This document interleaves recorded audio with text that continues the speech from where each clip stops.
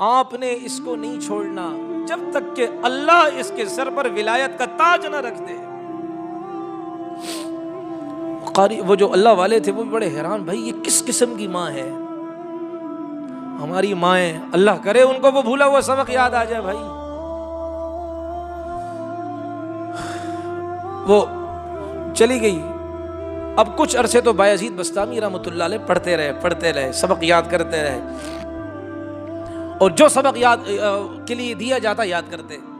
ایک موقع پر بایزید بسطامی رحمۃ اللہ علیہ آنکھیں سرخ تھیں، رو کر روتے تھے، تکیہ اپنی آنکھوں پر رکھ لیا کرتے تھے، تکیہ ان کے آنسوں کو جذب کر لیا کرتا تھا۔ پھر ایک دن اپنے استاد کے پاس ہے، استاد جی میں آپ سے صرف درخواست یہ کرتا ہوں کہ میں تھوڑے وقت کے لیے اپنی ماں کا دیدار کرنے جانے کے لیے ترس رہا ہوں، بے قرار ہوں، اجازت مانگتا ہوں کہ آپ اگر مجھے اجازت دے دیں۔ اور انہوں نے ماں سے وعدہ کیا تھا کہ ہاں ٹھیک، جب تک ولی نہیں بنے گا اللہ والا نہیں بنے گا۔ ہم کس کو ولی، آج اچھے اللہ والے بھی ہیں الحمدللہ، ایسے بھی ہیں، لیکن آج ہم کس کو پیر بنا رہے ہیں بھائی؟ وہی والی بات ہے، آدھا ننگا آدھا ولی، پورا ننگا پورا ولی۔ ہمارے یہاں وہ ہے آج کل حساب، جو ڈھوم میراثی ہوگا ہم نے اس کو ولی بنایا ہوا۔ ولیوں کا تقدس انہوں نے پامال کیا، ان بدبختوں نے اس عظیم مسند کا خیال نہیں کیا، دھندا بنایا ہے دنیا کمانے کا۔ اللہ والوں کے پاس جائیں، ایک نظر دیکھیں، خدا کی قسم دل کے اندر ہلچل محسوس ہوتی ہے۔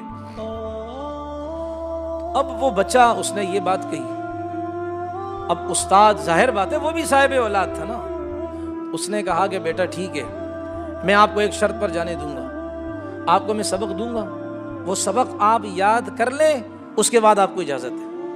میں نے کہا جی ٹھیک ہے۔ اب جو روٹین وائز سبق تھا وہ نہیں دیا، مطلب ایک صفحہ روز دیتے تھے وہ نہیں دیا، یعنی ایک پارہ دے دیا۔ اب وہ چھوٹا بچہ ایک پارہ، کہا بیٹا یہ سبق لے لیں، بتایا نہیں کہ کتنا سبق میں نے دیا آپ کو۔ اب گیا بچہ، اس نے جب کھولا نا، نشان لگا ہوا ہے، ڈھونڈ رہے کہ بھئی استاد نے کہاں تک دیا، صفحے پلٹے وہ اتنا آگے تک۔ اب اس زمانے کے بچوں میں بھی بڑا ادب تھا، انہوں نے کہا، بچے نے کہا، بایزید بسطامی رحمۃ اللہ علیہ، انہوں نے کہا کہ میں استاد کے پاس جاؤں، استاد کو میں یہ کہوں استاد جی اتنا زیادہ سبق آپ نے مجھے دیا ہے، یہ استاد کی ناقدری ہے، استاد کی بے اکرامی ہے، میں نہیں جاؤں گا استاد کے پاس، کس سے مانگوں گا؟ اس اللہ سے۔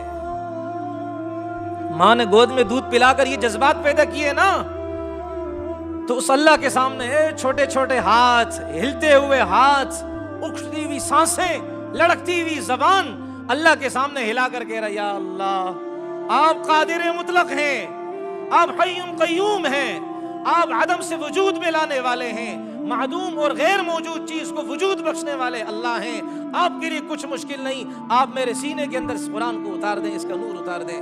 بس بچے نے یہ جو دعائیں مانگی اس جذبے کے ساتھ اب استاد کے پاس آئے، استاد یہ سمجھے بچہ صحیح سبق سنا نہیں سکے گا، میں اس کو واپس کر دوں گا۔ بچے نے بسم اللہ کر دی، سنا رہا سارا سبق سنا دیا۔ اب استاد نے وعدہ کیا تھا، شرط ہو گئی پوری، اب جب شرط مکمل ہے، شرط کے مطابق عمل ہونا چاہیے، تو بچے سے کہا بیٹا آپ جا سکتے ہو۔ اب جب بچہ گیا اور گھر کے چوکھٹ پر وہ دہلیز پر پہنچا، دروازہ بند، باہر سے صدا لگائی، اماں میں آ گیا، اندر سے آواز نہیں آئی، پھر اماں میں آ گیا، کوئی آواز نہیں آئی، اماں تیرا بایزید آ گیا، اندر سے آواز آئی، کون سا بایزید؟ میں کس بایزید کو، کسی بھی بایزید کو نہیں جانتی ہوں، میرا بایزید وہ ہوگا جس کے سر پر ولایت، اللہ کی محبت اور دوستی کا تاج رکھا ہوگا، جاؤ، اس وقت تک میں اپنے گھر کی دہلیز اور اپنے گھر کی چوکھٹ پر تمہیں آنے کی اجازت نہیں دیتی ہوں جب تک کہ تم اللہ کی ولایت کا تاج اپنے سر پر نہ رکھو۔ میرے بھائیو، اللہ والوں کو حقارت سے نہ دیکھیں، ورنہ نسلوں کی تباہی کے فیصلے نہ کر لیں ہم۔ اللہ والوں کو دیکھنا عبادت ہے، ہماری نسلیں سنوریں گی، ڈوم میراثیوں کو چھوڑ دیں، اللہ والوں کے پاس آ جائیں، خدا کی قسم اللہ وہ عزت دیں گے کہ اس کا اندازہ ہم نہیں کر سکتے۔ چھوڑ دیں ایسے لوگوں کو جو ہماری قوم کے اندر بے حیائی پھیلا رہے ہیں، چھوڑ دیں ایسے لوگوں کو جنہیں ہماری ماں بہن کی تقدس کی کوئی پرواہ نہیں، انہیں اپنے عہدہ اور اپنے منصب کی لالچ ہے، مجھے آپ کو استعمال کر رہے ہیں۔ اب وہ یہ گیا واپس، اب خود سوچے نا کہ کیا حال ہوگا، ماں دروازہ نہ کھولے، کیا امیدیں ہوں گی بچے کی. اب وہ واپس جا رہا ہے. اب والد اپنے استاد صاحب کے پاس پہنچا, آنکھوں سے آنسو اور اشک بہ رہے تھے. استاد نے پگڑی لی اور پگڑی کے پلو سے اس کی آنکھیں کیا کی, جو بھیگی ہوئی تھی پہنچی, صاف کی, خشک کی. بیٹا بتاؤ بات. کہا بس استاد جی دروازہ نہیں کھولا, میری ماں نے مجھ سے یہ فرمایا. استاد جی اب میں بھی اگر آپ کو کہوں مجھے ماں کے پاس جانا ہے مت بھیجیے گا جب تک کہ میری ماں کی یہ آرزو تمنا پوری نہ ہو. میرے بھائیوں اپنی تمناؤں کو درست کریں ہم. اب استاد جی ایک گزارش ہے, اس دنیا میں والد تو میرا ہے نہیں, میرا سہارا ماں ہے جو لوگوں کے گھروں میں جھاڑو دیتی ہے, برتن دھوتی ہے. آپ میری ماں کے لیے دعا کریں کہ جب تک میرے سر پر اللہ کی دوستی کا تاج رکھ نہ دیا جائے اس وقت تک میری ماں دنیا سے اٹھے نہ, یہ آرزو اپنی آنکھوں سے دیکھ لے. استاد بڑا حیران, اور پھر یوں اپنے استاد کے پاس تصوف کے, اللہ کی ولایت کے اسباق پڑھتا رہا, درجے بدرجے چڑھتا رہا. ایک دن آیا استاد کو خواب آئی کہ جاؤ بایزید سے کہہ دو ہم نے اس کے سر پر اپنی دوستی کا تاج رکھ دیا ہے, جاؤ اب اسے کسی سبق کی ضرورت نہیں, وہ میرا دوست سے بڑی قربانی دی ہے, ماں کے کلیجے کو ٹھنڈ پہنچے گی. اب استاد کا تہجد کا وقت تھا. اللہ معاف فرمائے ہم تو تہجد کے وقت اٹھتے ہیں تو میوزک سنتے ہیں. پہلے وہ زمانہ تھا, ہمارے بوڑھے بزرگ بیٹھے ہوئے ہیں, پہلے وہ زمانہ تھا کہ ایسے لمحات میں, ایسے اوقات میں گھروں سے بھن بھناہٹ کی آوازیں آتی تھی. کیا اللہ اللہ اللہ اللہ ہو رہی ہوتی تھی, قرآن کی تلاوت کی آواز آتی تھی. اب تو تہجد میں بھی اٹھو تو منحوس آوازیں, سونے لگو تو منحوس آوازیں, جاگو تو منحوس آوازیں, ہائے جائے تو جائے کہاں. اب استاد گئے, بایزید چھوٹے تھے تو تہجد میں اللہ کے سامنے گڑ گڑا کر اللہ کو راضی کر رہے تھے. استاد پیچھے بیٹھے ہوئے تھے کہ دعا کر رہے ہیں. ادب یہ ہے جو کسی عمل میں لگا ہو اس کو بیچ میں کیا ہے آنا نہیں چاہیے. اس میں ہمارے آپ کے لیے سبق ہے, جب کوئی قرآن کی تلاوت کر رہا ہو نا اس کے پاس آ کر بیٹھنا ہی نہیں چاہیے. اگر کوئی اس کو کہے کہ بھائی آپ کیوں بیٹھے, کہا میں نے بات تو نہیں کی, توجہ کا رخ تو موڑ دیا نا.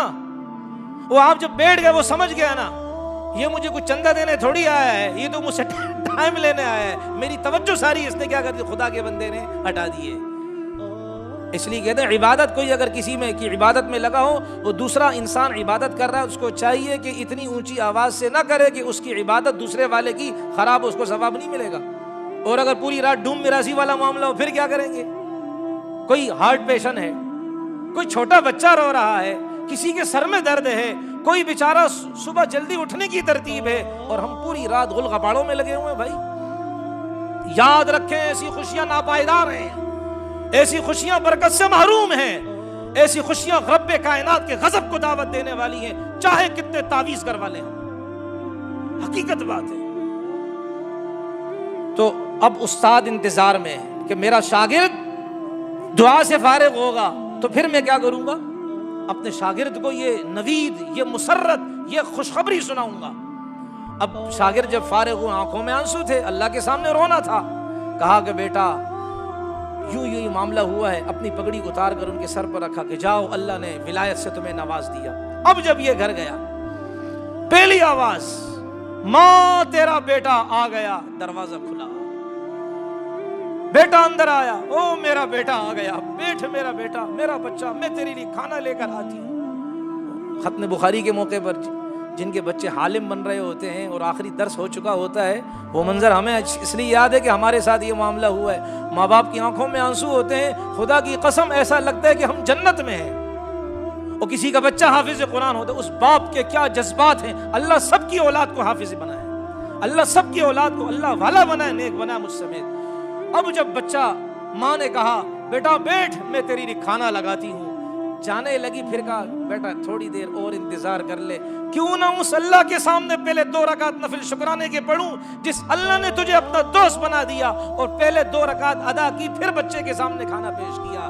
والوالدات युरदिअना औलादहुन्ना, ये माएँ थी जो बच्चों को फीड कराती थी। फीड कराते वक्त जज्बात ऐसे थे, आज तो फीड भी करा रही होती हैं, सामने के ड्रामे भी चल रहे होते, सीरियल भी देखी जा रही होती, मुख्तलिफ ड्रामों के एपिसोड भी देखे जा रहे होते, म्यूजिक सुना जा रहा होता है। वो जज्बात जब औरत अपने जिस्म और रूह में मुंतकिल करती है, दूध फीड कराते वक्त वही जज्बात बच्चे में मुंतकिल होते हैं, और यूं मुनाफिकत का बीज बच्चे में बोया जा रहा होता है। रसूलुल्लाह ने फरमाया, अल गिनाउ युंबितुन निफाक कमा युंबितुल माउ ज़रअ, जैसे पानी से खेती निकलती है ऐसे गाने से मुनाफिकत पैदा होती है, यानी अल्लाह के नबी की सुन्नतों से नफरत पैदा होती है, अल्लाह के कुरान से नफरत पैदा होती है। दुनिया के सामने तो कहते हैं हमें इस्लामी निज़ाम महबूब है, अंदर से कहते कभी नहीं आना चाहिए, कम्युनिज्म इनकलाब आना चाहिए, सोशलिस्ट इनकलाब आना चाहिए, कैपिटल इनकलाब आना चाहिए। सारे मसाइल का एक हल है, इन्न दीन इंदल्लाहिल इस्लाम, इन्न दीन इंदल्लाहिल इस्लाम, अल्लाह के यहाँ दीन मुअतबर है, वो दीन इस्लाम है। वलिल्लाहिल इज्जा वलि रसूलिही वलिल मुमिनीन, इज्जत चाहते हो अल्लाह के सामने झुक जाओ, इज्जत चाहते हो पाक मोहम्मद के पाक तरीकों पर आ जाओ, खुदा की कसम अल्लाह ओज सुरैया तक पहुंचाएंगे इंशाअल्लाह। इसलिए मेरे मोहतरम अजीजों, मैं अपनी बहनों से भी गुजारिश करूं, ये अल्लाह की नेमत है, इस नेमत की कदर करें। औलाद अल्लाह की नेमत है, खुद उनको ग़िज़ा पहुंचाएं, खुद उनको फीड कराएं, किसी और के हवाले न करें। हाँ, अगर मजबूरी है, डॉक्टरी एतबार से मामला है तो वो अलग बात है, शरीयत ने मजबूरी का ख्याल रखा है। जैसे कि किसी इंसान को नमाज का मसला है, खड़े होकर नहीं पढ़ सकता का बैठ कर पढ़ लो, बैठ कर नहीं पढ़ सकता लेट कर पढ़ लो, किसी तरीके से क्या कर लो भाई, नमाज पढ़ लो। उज़र है, मजबूरियां हैं, अगर मजबूरी हो वो अलग बात है, ये तो सेहतमंदी की हालत की बात हो रही है। अल्लाह तबारक व तआला मुझे, आपको, हम सब को प्यारे नबी अलैहिस्सलातु वस्सलाम के तरीक़ों के मुताबिक ज़िंदगी गुजारने की तौफ़ीक़ अता फ़रमाए। बातें और भी थी, फिर इंशाअल्लाह अगले दर्स में उसको जिक्र किया जाएगा।